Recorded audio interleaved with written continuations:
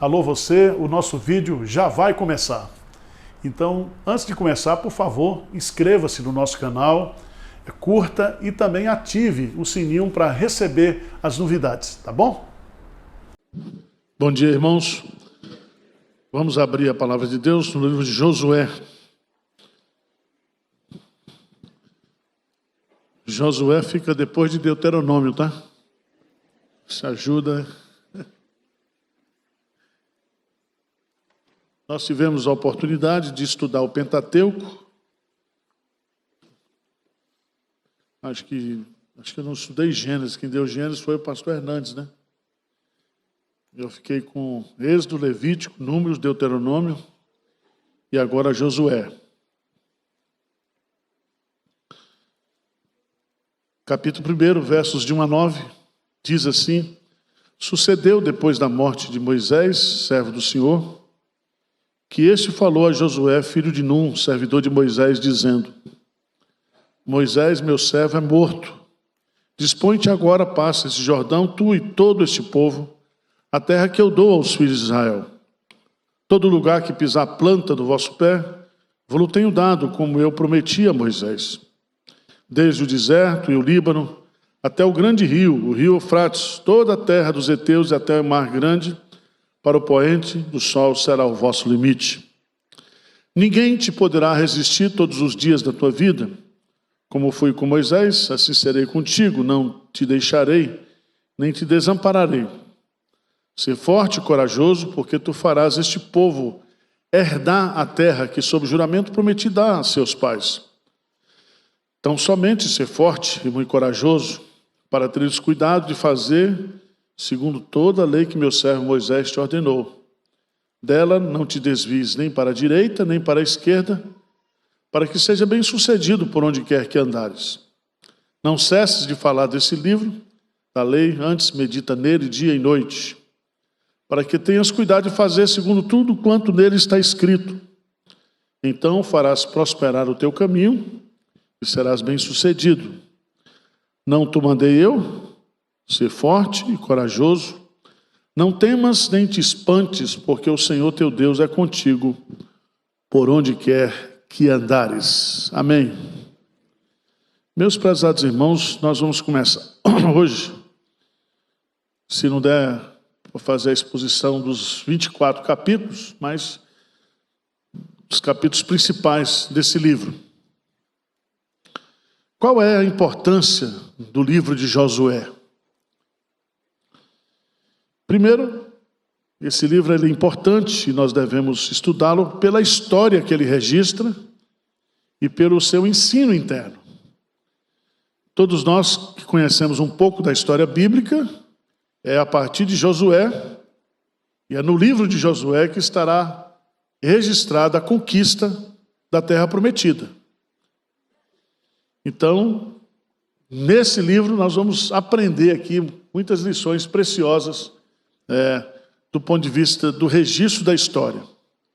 Segundo, esse livro ele é importante porque ele é um elo entre o Pentateuco, os 5 primeiros livros, a lei e a Torá, com o restante da Bíblia. Ele é classificado como um livro histórico.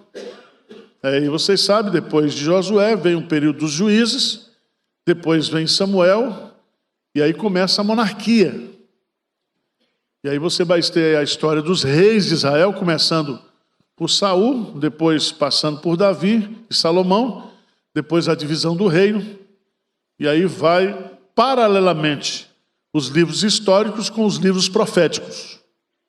Porque quando você vai estudar, por exemplo, o livro de Isaías, e você vai estudar o rei Ezequias, você estuda os profetas que viveram na época. E aí você sabe que tem lá a divisão dos profetas maiores e dos profetas menores.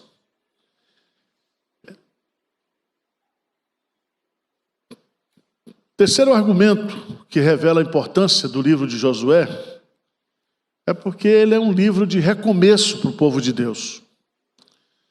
Se você pegar bem,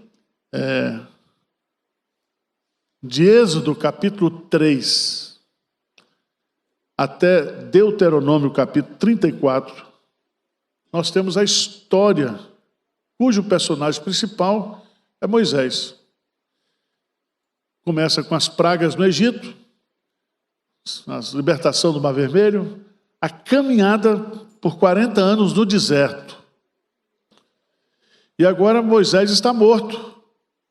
E Josué, com a nova geração, aquela geração que não morreu no deserto, vai recomeçar agora, ou dar continuidade à história de Israel, conquistando a terra prometida. Então aquela geração que saiu do Egito, morreu no deserto. Aqui são pessoas novas que estão recomeçando a conquista. Há um pensador muito famoso, eu esqueci o nome dele agora, ele é tão famoso que eu esqueci, que ele disse, não foi o C.S. Lewis não, ele disse o seguinte, que a vida cristã é sempre um recomeço. Nós estamos sempre recomeçando, tá certo? Esses cultos hoje, quando terminar hoje, o domingo foi bom, fui na igreja, orei, ofertei, cantei, ouvi, fui edificado. Aí amanhã começa tudo de novo, segunda-feira. Né? E aí você tem que ler a Bíblia de novo, orar. Então a vida é sempre uma retomada, um recomeço. Antes de entrarmos no texto, seria bom a gente conhecer um pouquinho quem foi Josué.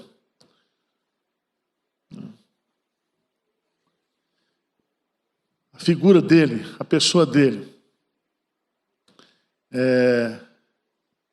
Em primeiro lugar, Josué, ele nasceu no Egito. Ele nasceu na escravidão do Egito. E abra sua Bíblia, por favor, lá em Números, capítulo 13. Números, capítulo 13.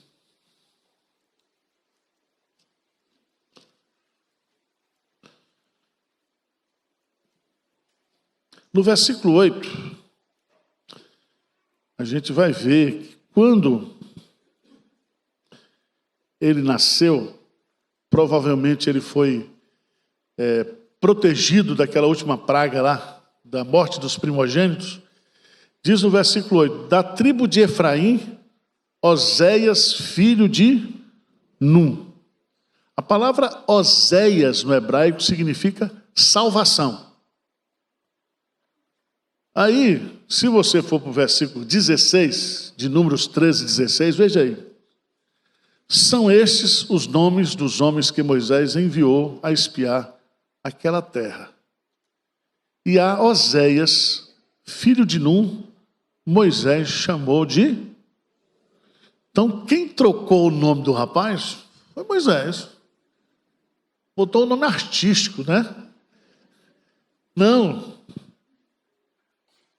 Ele reformou o nome, porque se Oséias chama salvação, Josué se chama Deus é salvação. E o nome Josué é o mesmo nome Jesus. Certo? Deus é salvação, Jesus é a salvação. Se você for para a língua hebraica, você vai ver que é o mesmo nome. Tá certo? Então, Josué, em hebraico, é o mesmo nome de Jesus. Tá certo? Não confunda com Genésio. Genésio é outro nome. Certo? Então, Josué, quando nasceu, seu nome, os pais colocaram o nome de Oséias, provavelmente ele saiu bebê do Egito, né? E hoje ainda uma criança. Depois, se você for para Êxodo capítulo 17,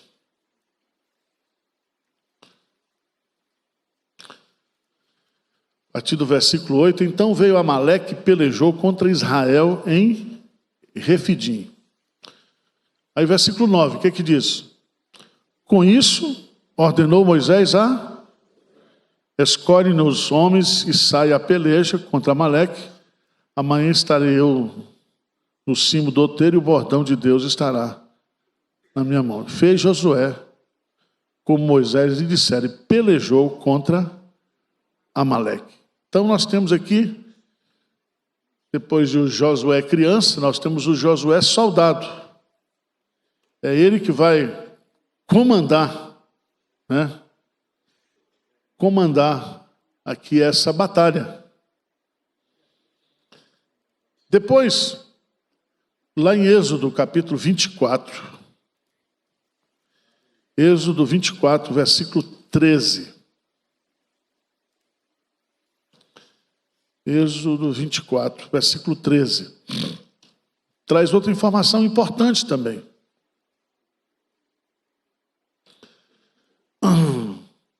Além de soldado, no versículo 13, o que diz? Levantou-se Moisés com Josué, seu servidor. E subindo Moisés ao monte de Deus, disse aos anciãos. Então, a partir daqui, também o Josué sempre vem acompanhado dessa expressão, que ele é servo de Moisés, ele é servidor de Moisés. Isso vai aparecer lá no capítulo 33, veja lá, capítulo 33, no versículo 9, diante.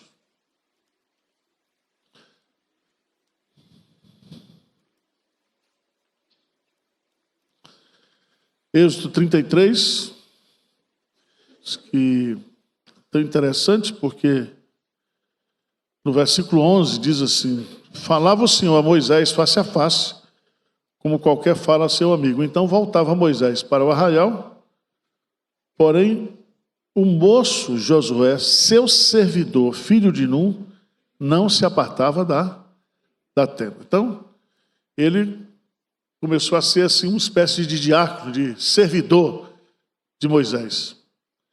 No capítulo 13, Números capítulo 13,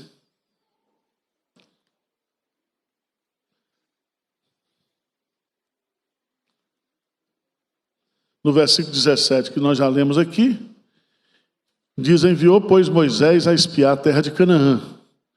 Disse: subi ao Neguebe e penetrai o quê? Nas montanhas. Então Josué foi criança, foi soldado, foi servo, agora ele é espião. Ele vai lá para espionar a terra.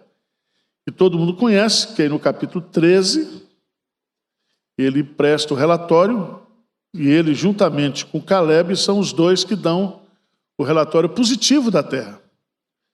Né? Veja no capítulo 14, versículo 6. E Josué, filho de Num, 14, 6. E Caleb, filho de Jefoné, dentre os que espiaram a terra, rasgaram as suas vestes. E falaram a toda a congregação dos filhos de Israel, dizendo: a terra pelo meio da qual passamos a espiar é terra muitíssimo boa. Se o Senhor se agradar de nós, nos fará entrar nessa terra e nos dará terra que emana leite e mel. Agora, para concluir, outro detalhe sobre a vida de Josué, nós vamos lá para Números, capítulo 27.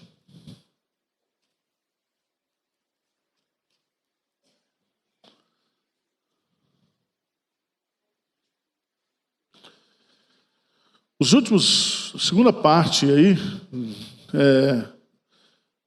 Deus prediz a morte de Moisés, e no versículo 18, Números 27, 18, disse o Senhor a Moisés: toma Josué, filho de Num, nome em que há o Espírito, e impõe-lhe as mãos. Apresenta-o perante Eleazar, o sacerdote, perante toda a congregação, e dá-lhe à vista deles as tuas ordens. Põe sobre ele da tua autoridade, para que lhe obedeça toda a congregação dos filhos de Israel. Então, antes de Moisés morrer, Deus escolhe Josué, e aqui há uma cerimônia de ordenação, de transferência de autoridade. Estou colocando isso porque quando a gente chega no capítulo 1, tudo isso aqui já passou. Em Deuteronômio, 31, Deuteronômio capítulo 31.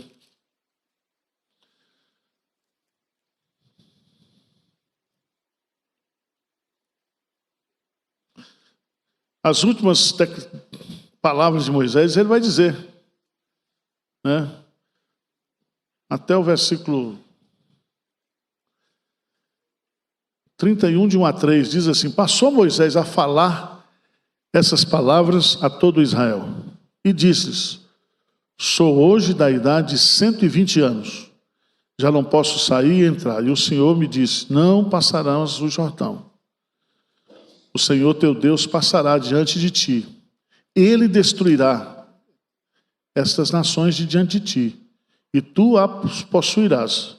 Josué passará diante de ti, como o Senhor tem dito. Versículo 8, o que diz? O Senhor é quem vai adiante de ti. Ele será contigo, não te deixará, nem te desamparará. Não temas, nem te atemorizes. Então,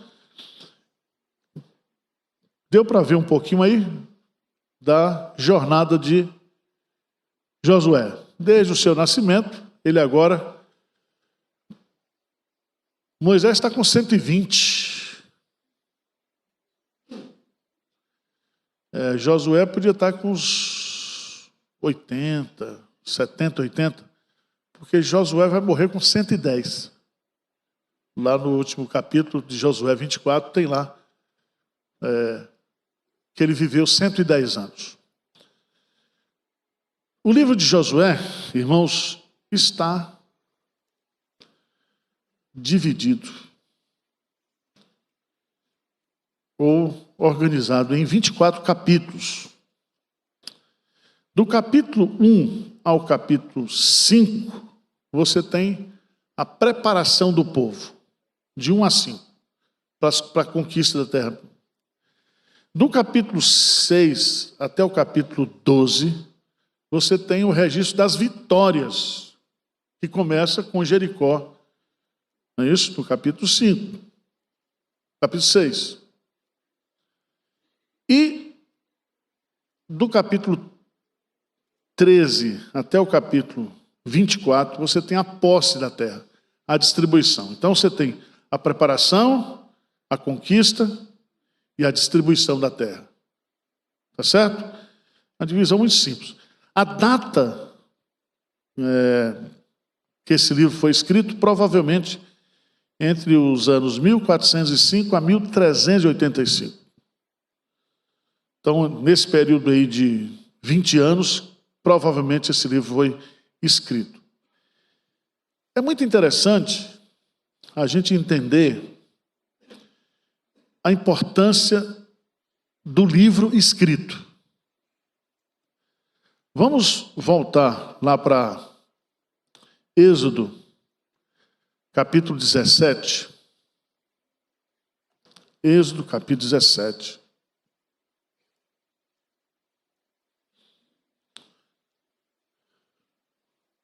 No versículo 14. Vamos ler juntos? Então disse o Senhor a Moisés: escreve isto,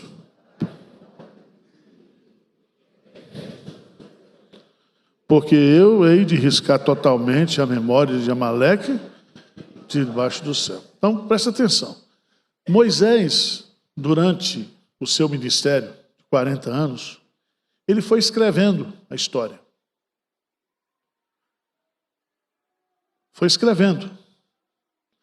Veja lá, em Números 33, Números 33, versículo 2.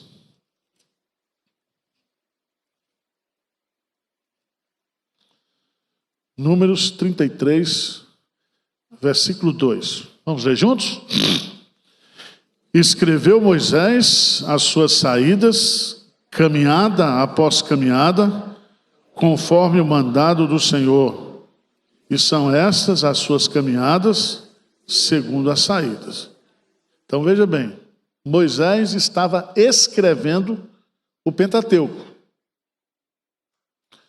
para que aquilo que estava acontecendo não se perdesse na história. Veja lá em Deuteronômio 31, Deuteronômio capítulo 31.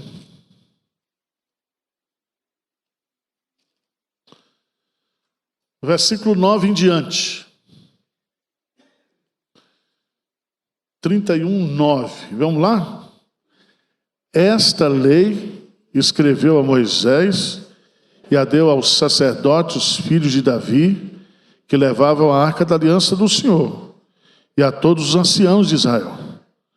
Ordenou-lhes Moisés, dizendo: ao fim de cada 7 anos, precisamente no ano da remissão, na festa dos tabernáculos, quando todo Israel vier a comparecer perante o Senhor teu Deus, no lugar que este escolher, lerás esta lei. Então presta atenção. A lei estava sendo escrita. Antes de morrer, ele entrega essa lei para quem? Os sacerdotes, para os anciãos. Você sabe que Gutenberg não existia ainda, né? Então não dá para dar um exemplar para o povo. O que Moisés faz? De 7 em 7 anos, o quê? Reúne o povo e lê a Bíblia para o povo. Por que eu estou colocando isso? Porque quando você chega em Josué,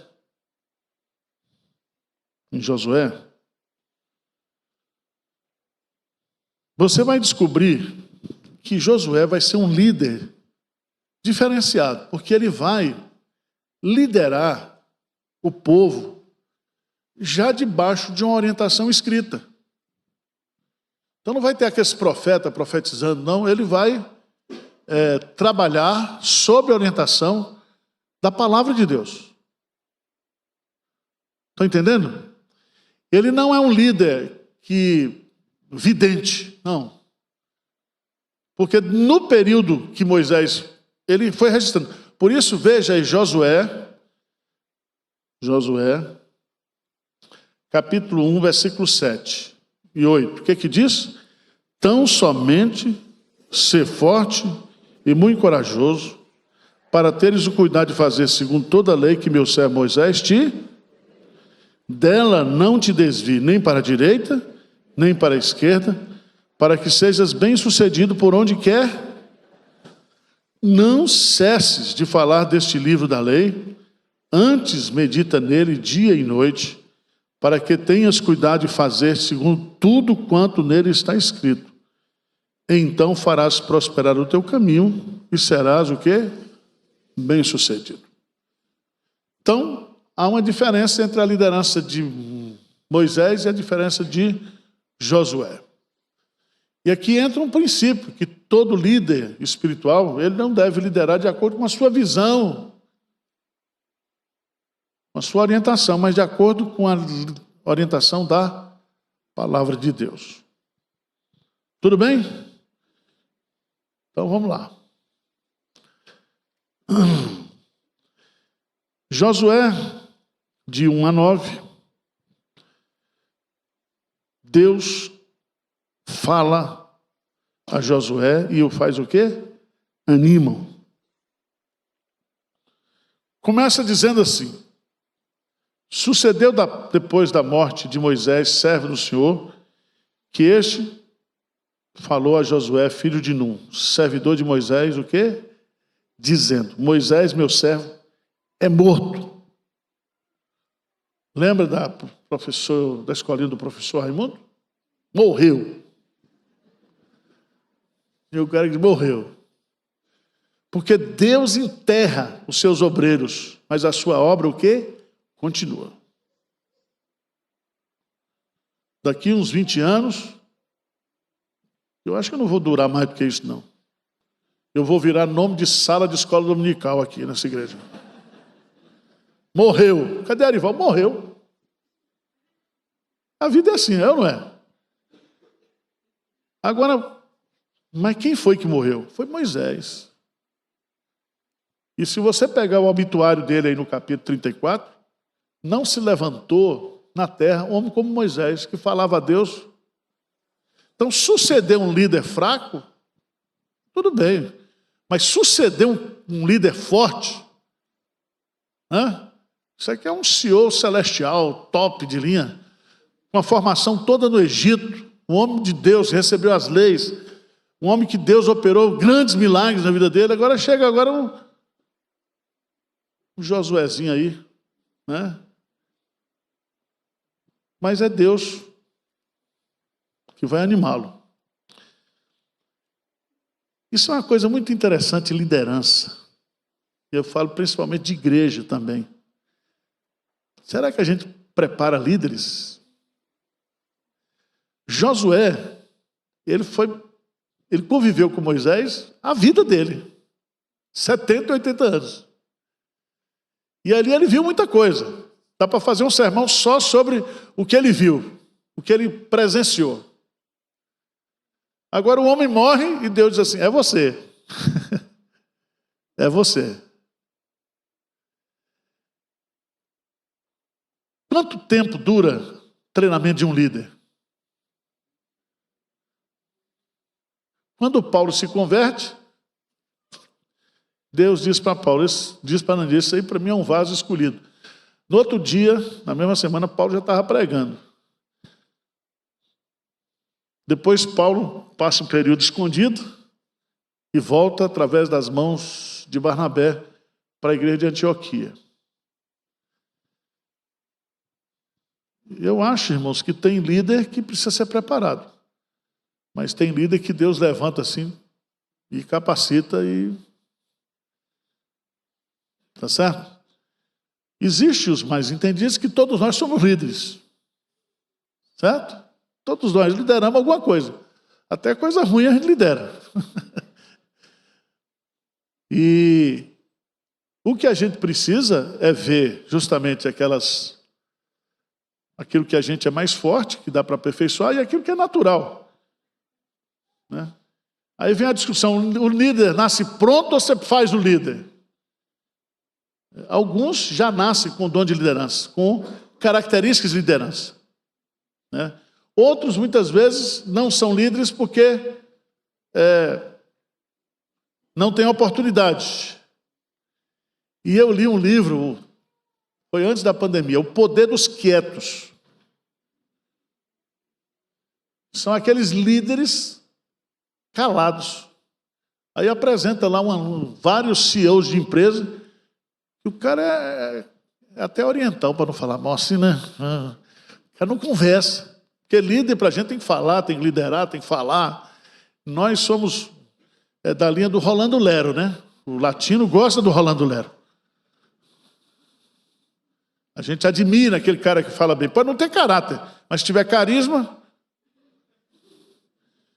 E é interessante, porque há muitas pessoas que são quietas, que não têm assim, algumas características de liderança, de falante, aquele negócio todo, mas tem o poder de liderar.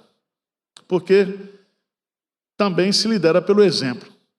Moisés, ele queria fugir da parada, porque diz o texto que ele era o homem mais manso da terra. Ele não tinha, se fosse colocar dentro de um perfil... Aliás, na Bíblia toda, a gente vê que Deus usa os improváveis. Deus chama, capacita, usa e pronto. Mas por que eu estou dizendo isso mesmo? É Josué, eu estou falando, desviando o assunto, né? Vamos lá. Primeira coisa que Deus vai usar para encorajar Josué é o seguinte: eu estou contigo. Assim como fui com Moisés, eu estarei contigo. E você sabe que Josué, ele não ia falar com Deus face a face, mas chegava perto. Ele ficava um pouco abaixo da montanha. Quando Moisés ia orar na tenda, ele ficava na tenda. Então ele viu muitas coisas. E Deus está encorajando ele para dizer o seguinte: olha, cara, você é servidor, ou foi servidor de Moisés, mas eu estou contigo. Eu estou contigo. Segunda coisa, olha, Moisés é morto e nós não chegamos ainda a Canaã. Dispõe-te agora, passa esse Jordão, tu e todo este povo, a terra que eu dou aos filhos de Israel. Irmão, eu fico muito triste porque passa esse Jordão, os cantores evangélicos falam que isso aqui é a morte. Tem um hino aí, vai passar o Jordão, estou na beira do Jordão, já estou vendo do outro lado do Jordão. E é sempre falando sobre o céu, mas aqui não tem nada a ver de céu. Ele vai passar o Jordão aqui justamente para receber de Deus a terra prometida. E tem dois detalhes que são importantes. Primeiro, é Deus que vai dar a terra. Segundo, Deus vai dar a terra ocupada. Pensa numa lambança. Por quê? Porque ao dar a terra para o povo de Israel, Deus quer eliminar os cananitas.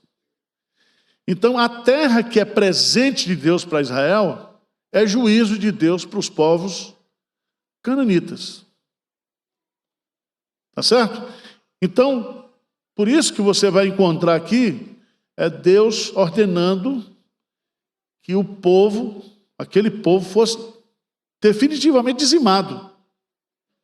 Porque era um povo pagão e a ira de Deus já havia chegado ao limite. Agora Deus vai então julgar esses povos. Vai dizimar esses povos. E nós vamos ver, porque quando você encontrar textos aqui onde Deus manda matar todo mundo, até os animais, crianças, mulheres, tudo, aí vira uma confusão na cabeça de uns crentes, que, pastor, mas foi Deus que mandou, filho, eu não tenho culpa. Mas isso aqui é muito pesado. Você quer interpretar o Antigo Testamento usando o Novo, aí fica difícil. Às vezes tem coisas no Antigo Testamento que você não explica à luz do Novo Testamento. Certo? E Deus podia mandar fazer tudo isso sem escrever. Não deixava prova.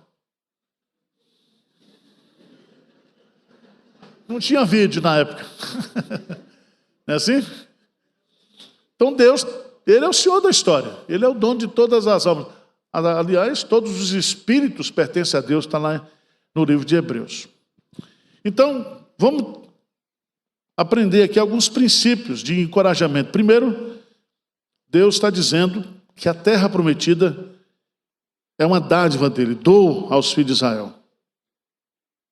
Segundo, Ele dá, mas é necessário que haja fé por parte de Josué. Veja no versículo 3. Todo lugar que pisar a planta do vosso pé, vou-lo tenho, como eu prometi a Moisés. Então, a ideia aqui é, quanto mais você vai avançar, você vai conquistar. Esse é um princípio, irmãos, que a gente, até hoje, né? Se a gente não botar a planta do pé, se a gente não avançar, Deus não abençoa. Deus quer dar, mas você precisa fazer a sua parte também. Tá certo? Em 2010, quando nós chegamos aqui, nós não tínhamos nem a casa para o departamento infantil. A primeira casa foi comprada aqui, para a gente poder funcionar como igreja. Agora nós já compramos 14. E só não compramos mais porque... nem sei porquê, mas a gente vai comprar. Se a gente não tivesse comprado, o departamento infantil não estava funcionando aí. Não tinha TV, não tinha editora, não tinha nada. A gente não avança. Porque tem uns crentes que são muito santificados, que eles querem que Deus dê sem ele trabalhar. Sem avançar. Então Deus está dando aqui o segredo. Quanto mais você botar o pé para frente, mas você vai conquistar. Tá certo? Isso faz parte também do cumprimento das promessas de Deus. Veja no versículo 3, como eu prometi a Moisés. Então, tudo que eu vou fazer, eu vou dar, e tudo está dentro das promessas que eu estabeleci com você. Aí ele faz a descrição no versículo 4, dos limites. No versículo 5, ele vai dar outro princípio aqui, é que Deus agindo, ninguém pode impedir. Porque quando ele fala aqui, Josué poderia até ficar com ego, eu sou irresistível, né? Porque diz, ninguém te poderá resistir todos os dias da tua vida. Como fui com Moisés, assim serei contigo.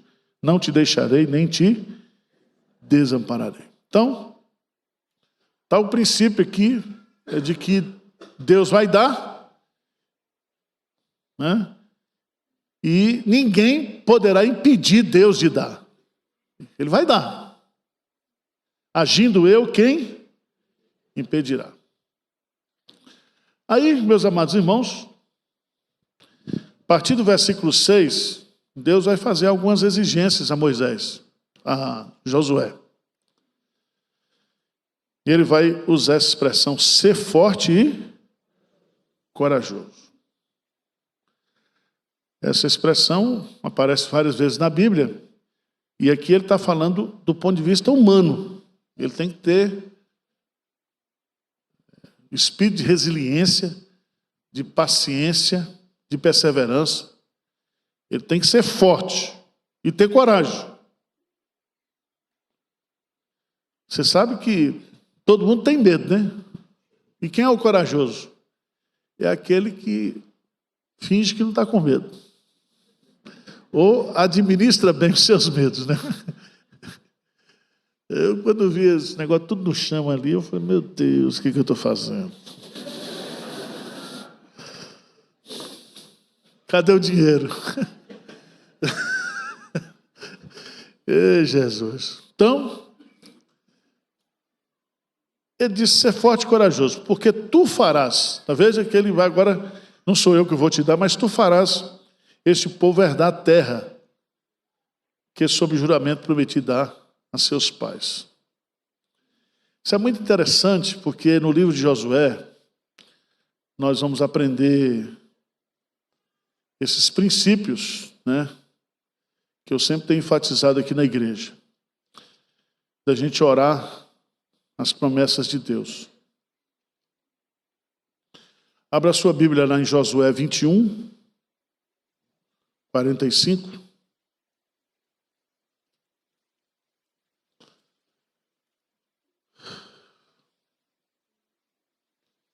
(21, 45). O que diz?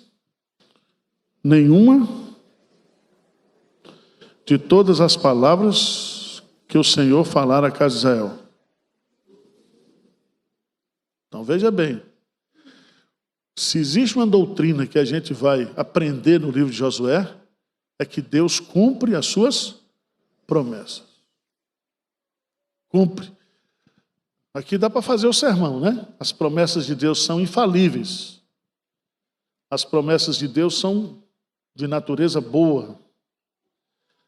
As promessas de Deus são exclusivas, porque ele falou a casa o quê? De Israel. As promessas são específicas aqui. E por fim, tudo se cumpriu. Agora vamos lá para o capítulo 23.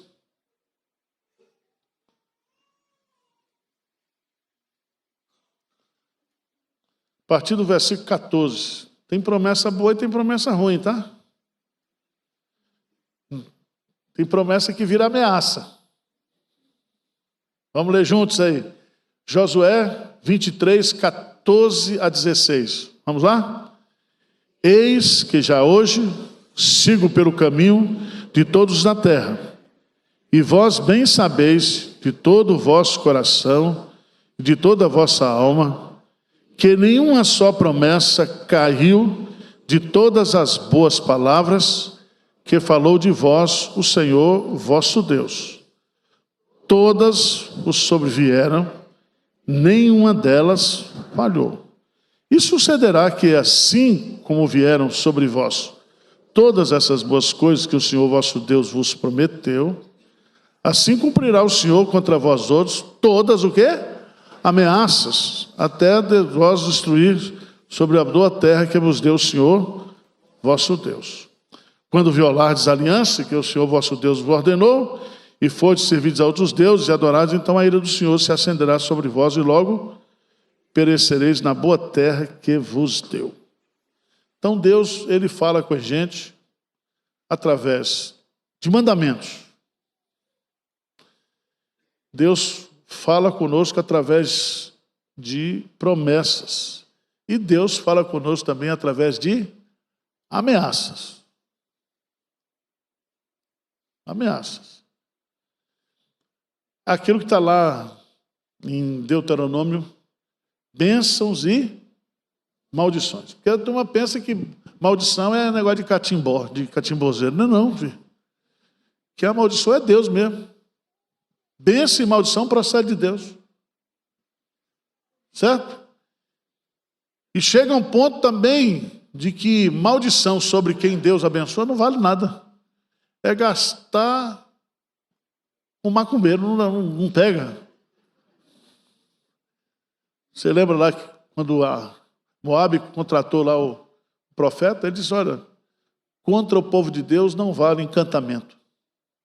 Pode bater tambor, defumador, pó de pemba, vela preta. Não pega não. Tá certo? Então fica com medo, não. Né? Da cabeleireira tomar seu marido. Aí você vai no pai de santo, devolve em 7 dias. Se não devolver, eu devolvo o dinheiro. Nem devolve o marido, nem o dinheiro. Não vai nessa não. Então, se você é crente, está com o corpo fechado, está abençoado, não tem esse negócio de maldição para cima de você, não. Agora, se você desobedece a Deus como crente, aí Ele disciplina você. Porque Deus disciplina quem ama. Deus não vai abençoar filho que peca. Ele vai, chicotear.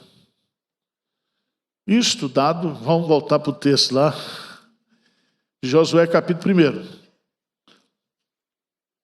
Irmãos, é muito importante a gente entender que nessa sequência, Josué já tem um roteiro de liderança, que é a palavra de Deus, que Moisés foi recebendo no percurso. Por isso, quando você chega no versículo 7, ele diz assim, tão somente ser forte e muito corajoso, para teres o cuidado de fazer segundo toda a lei que meu servo Moisés te ordenou. E dela não te desvie, nem para a direita, nem para a esquerda, para que sejas bem-sucedido por onde quer que andares. Então, irmãos, a gente precisa ser forte e corajoso para guardar a Bíblia ou não? O que você acha? No contexto de hoje, o cara tem que ser macho mesmo, né? Porque tudo que estão fazendo na sociedade hoje é para destruir os valores bíblicos cristãos. Certo? E chega uma hora que você quer negociar. Você é pressionado a negociar. Mas o ser bem-sucedido, aqui, está lá no Salmo 1, né? Quando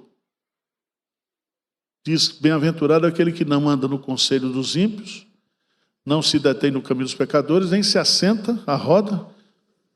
Antes o seu prazer está na lei do Senhor, e na sua lei medita de dia.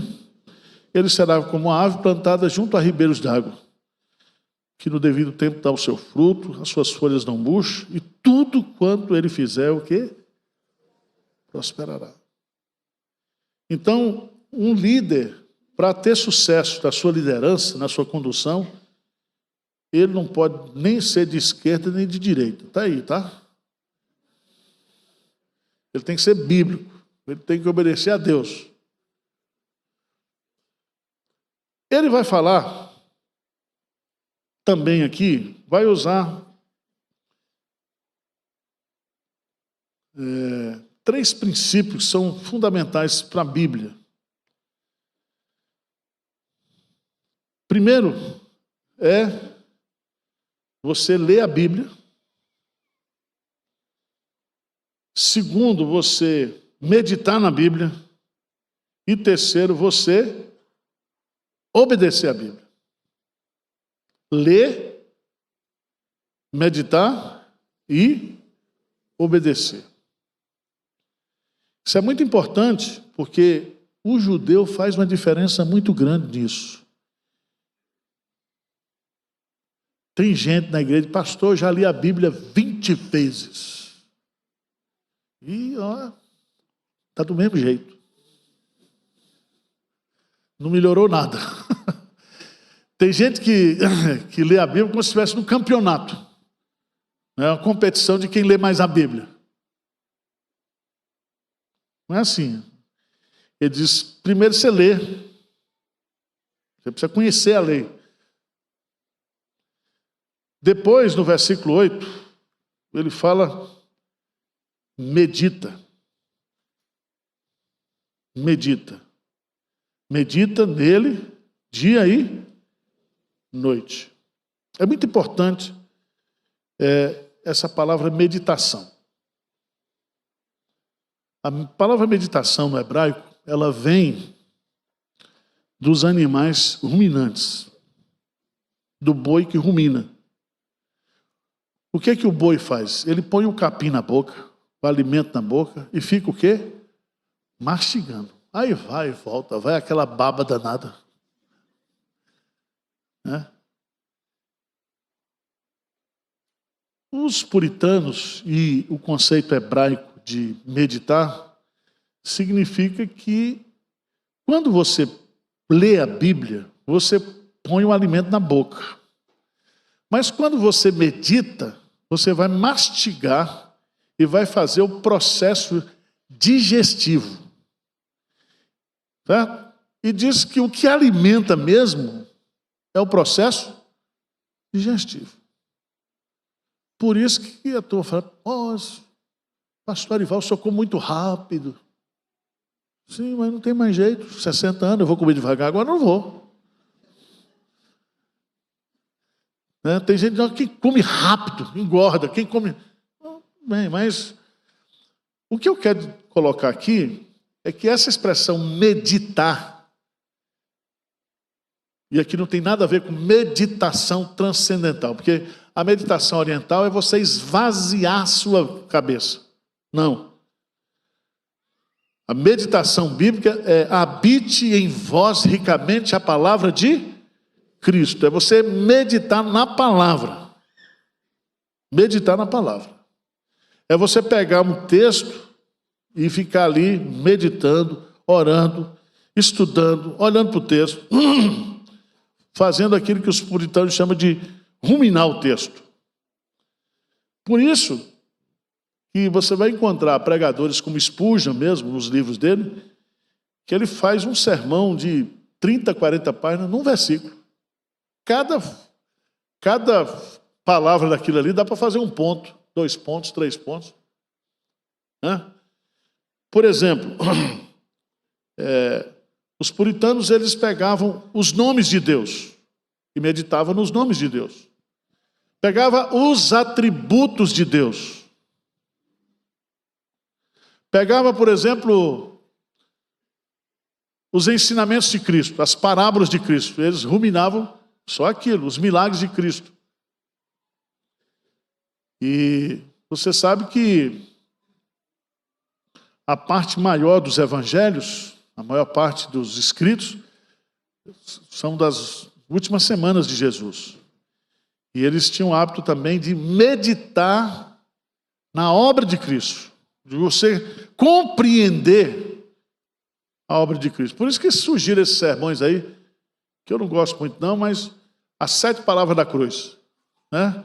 Então ele pega cada palavra que Jesus diz na cruz e fica meditando naquilo. Para que isso serve? Eles entendem que é justamente na meditação que você é alimentado. É na meditação que você cresce. Por exemplo, vou dar um exemplo aqui para vocês. Lucas, Evangelho de Lucas.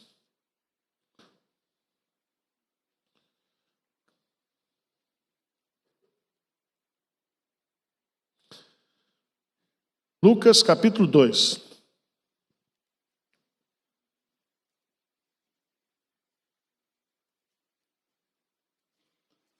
No versículo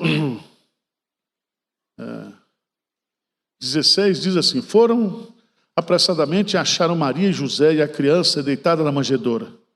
E vendo, divulgaram-lhes que tinham sido dito a respeito desse menino. Todos que ouviram se admiravam das coisas referidas pelos pastores. Versículo 19, lê comigo. Maria, porém,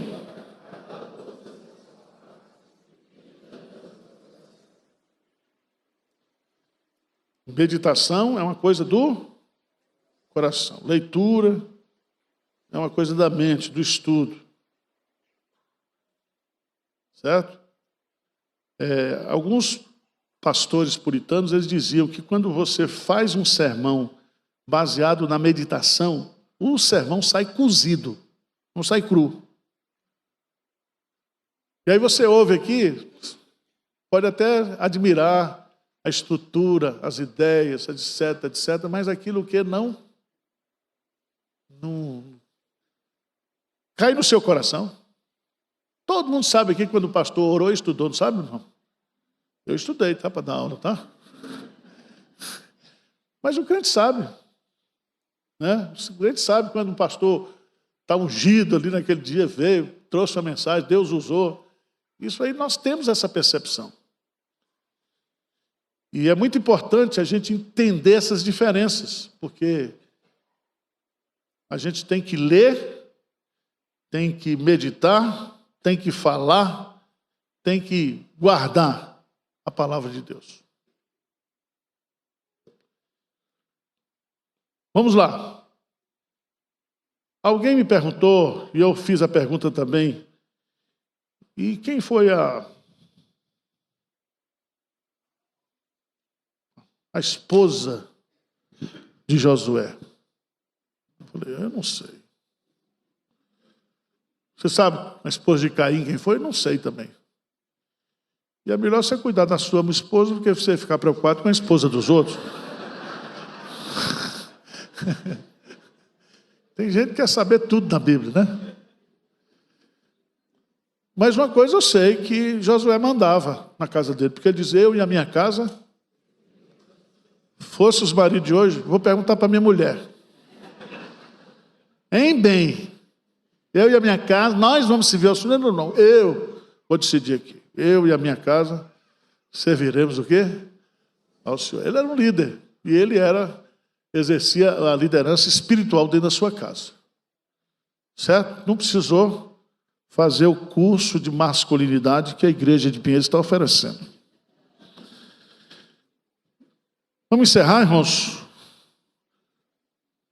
Leia o livro de Josué essa semana, por favor. Tá certo? Você vai gostar. Grifa lá, coloque as suas perguntas, porque tem muita coisa boa. E no dia que ele for estudar Jericó, nós vamos cantar aquela música. Vem com Josué lutar em Jericó, tá? Vamos ficar de pé?